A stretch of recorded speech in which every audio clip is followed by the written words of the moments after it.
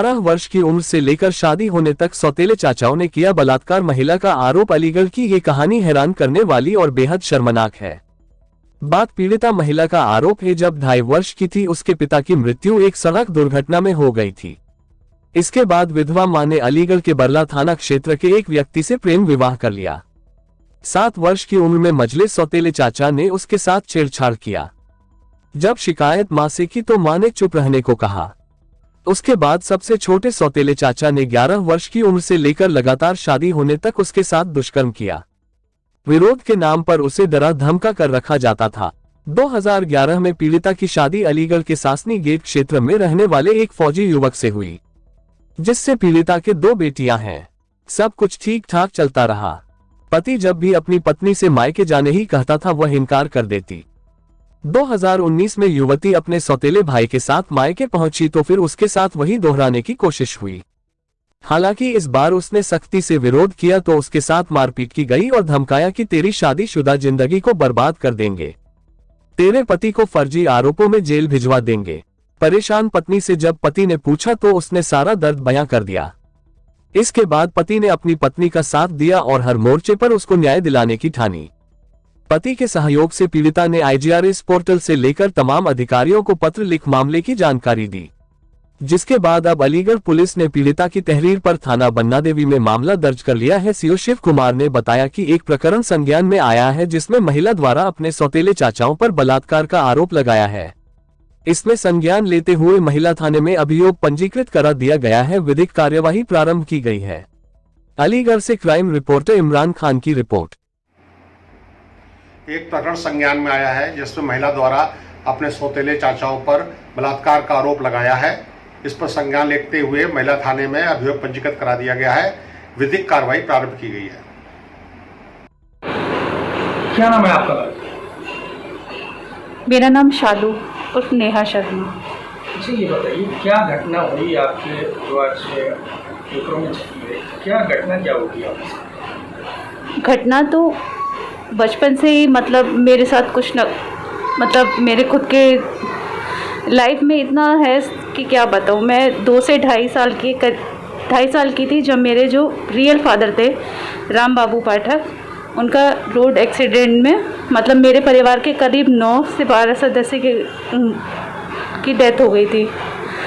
फिर मेरी माँ साधना शर्मा ने दूसरी शादी कर ली, सुरेंद्र कुमार शर्मा, थाना बरला उतरा गांव।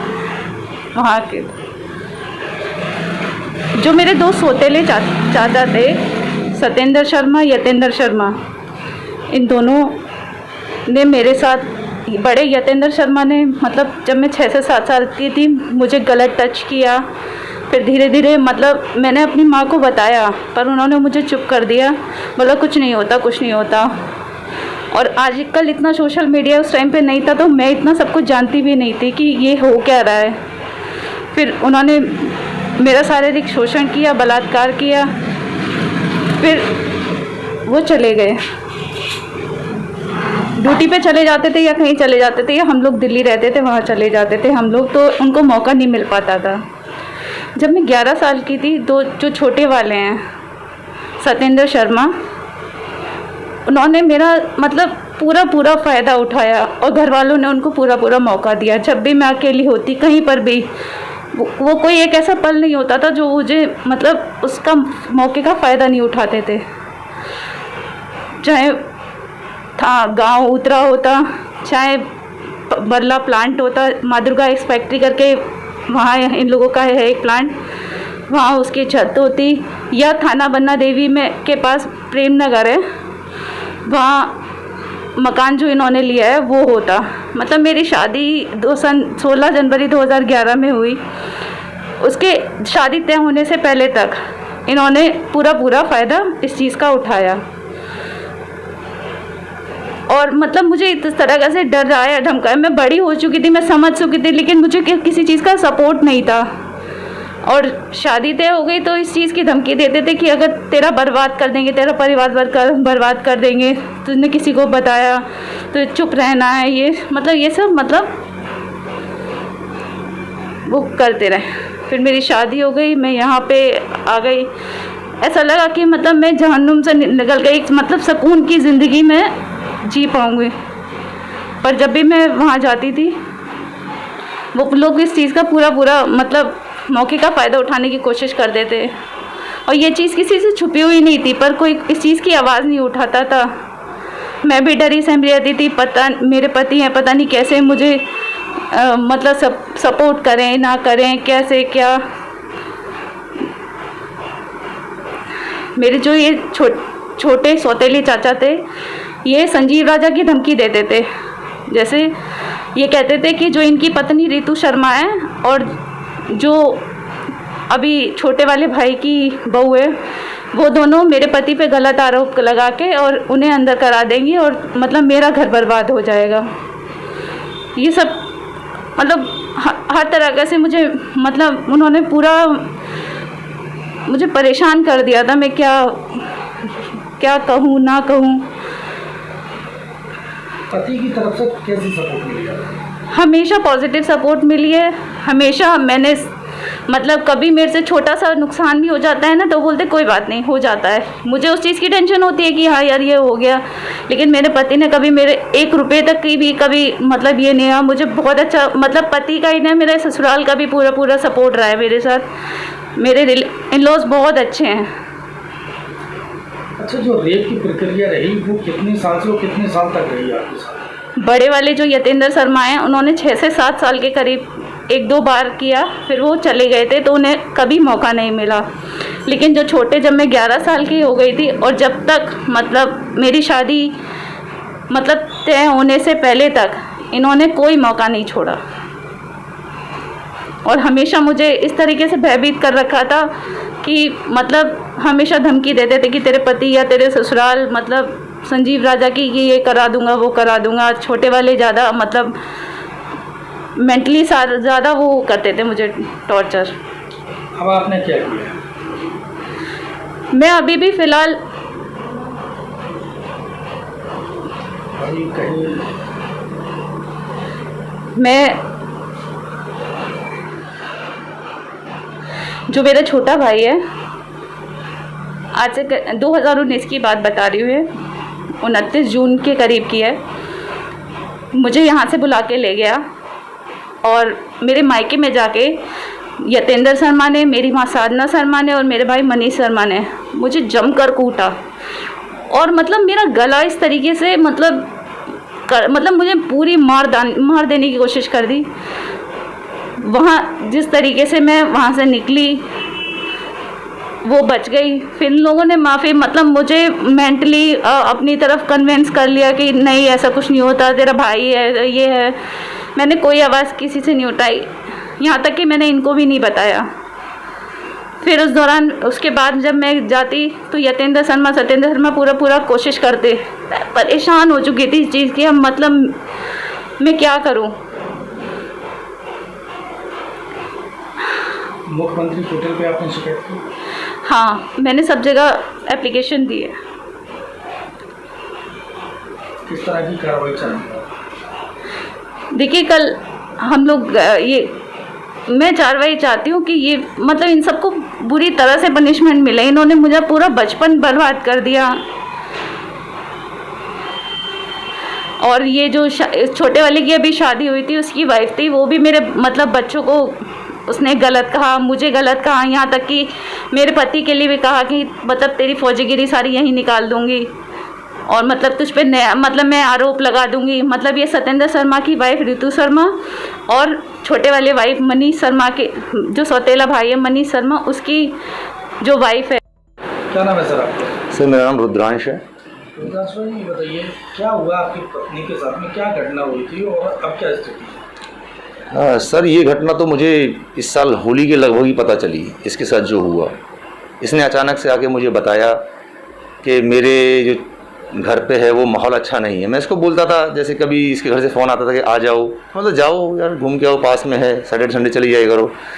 तो ये मना करती थी, मुझे नहीं पता था कि ये इस वजह से मना करती है। फिर एक बार इसने अचानक से बताया मुझे, मैं बोला क्या हो गया, परेशान थी, घर से आई थी तो इसने बोला मुझे कि मेरे साथ में ऐसा ऐसा होता है। मैंने क्यों ऐसे क्यों होता है, तुम्हारे चाचा हैं? बोले नहीं। फिर इसमें पूरी घटना बताई कि बचपन से इन लोगों ने किस तरह से इसका शोषण किया। फिर मैं इसको लेके 11 अप्रैल को इसके घर गया। वहाँ जाके मैंने इसके चाचाओं को भी बुलाया, सब आए, ताकि मैं सबके सामने ये बात रख सकूं। जब मैंने अपनी बात इनके सामने रखी तो पहली बात तो ये बात सुनने के बाद मुझे 2 दिन शौक में रहा था मैं, लेकिन इसके जो सौतेले पिता और माँ है वो उनको शौक ही नहीं हुआ। दे आर नॉर्मल, वो बिल्कुल नॉर्मल थे। उनको लगा कि जैसे कुछ भी नहीं है तो नॉर्मल है। वो मुझसे बस पूछ रहे थे कि हाँ बताओ और बताओ और बताओ। मैं तो उनको बोला मैं कोई कहानी नहीं सुना रहा हूँ आपको, मैं आपकी बेटी की बातें बता रहा हूँ। तो उन्होंने मुझसे बोला कि देखो अपनी फौजीगिरी तो अपने पास रखो, तुम यहाँ से जाओ और तुम इनका कुछ नहीं बिगाड़ सकते हो। ज़्यादा करोगे तो तुम भी अंदर जाओगे, क्योंकि इनमें जो छोटे वाला है सत्येंद्र शर्मा, वो उसके नीलेश उपाध्याय पार्षद हैं उस वार्ड के, उसका साड़ू है ये। और नीलेश उपाध्याय के बोलते हैं ये लोग के संजय राय से बहुत अच्छे संबंध है। तो बोला हम तुम्हें अपनी सत्येंद्र शर्मा की वाइफ और मेरी बेटी की बहू के ऊपर आरोप लगा के छेड़छाड़ का और तुम्हें अंदर करवा देंगे और गैंगस्टर एक्ट लगवा देंगे तुम्हारे ऊपर। मैं भी डर गया था कुछ समय के लिए कि भाई हो सकता है, क्योंकि यहाँ पर कुछ भी संभव है पैसे के बल पे। बोला कि मैं एक प्लांट बेच दूंगा लेकिन अपने भाइयों को बचा लूँगा, कुछ नहीं होने दूंगा। ठीक है, पहले तो मुझे सबसे ज़्यादा ज़रूरी था कि मैं इसे कन्विंस करूँ कि ये लड़ने के लिए तैयार हो, क्योंकि अगर मैं उस वक्त कुछ भी एक्शन लेता और ये बाद में मोहवश मुकर जाती तो फिर मैं कहीं का नहीं रहता।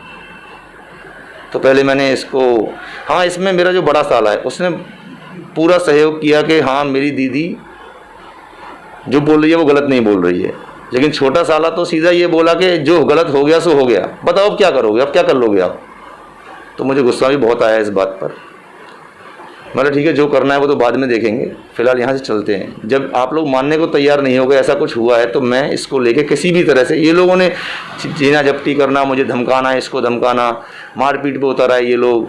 यहाँ तक कि धमकाया कि अगर तुमने कंप्लेन की तो मैं तुम्हें कहीं का नहीं छोड़ूंगा, तुम्हारी फौजीगिरी सब बंद कर दूंगा।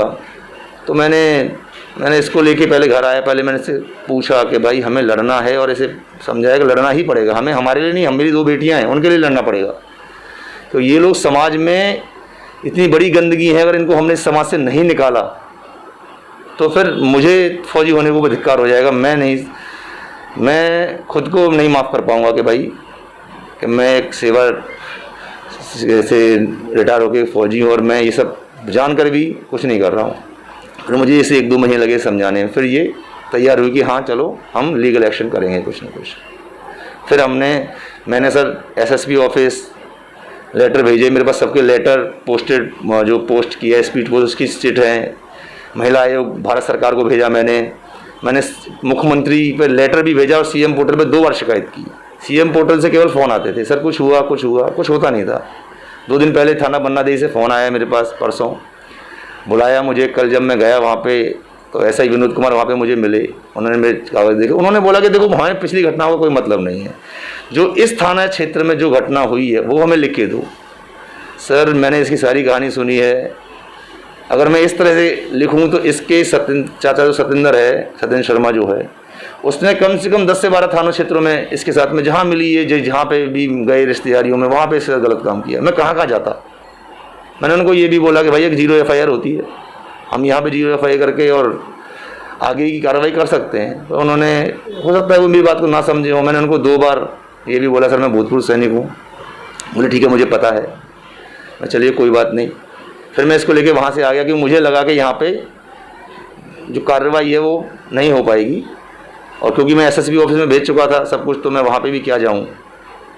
तो फिर मैंने आप लोगों के थ्रू अपनी बात को भारत सरकार को और यूपी सरकार को बताने के लिए मैं चाहता हूँ कि आपके माध्यम से मेरी बात पहुँचे।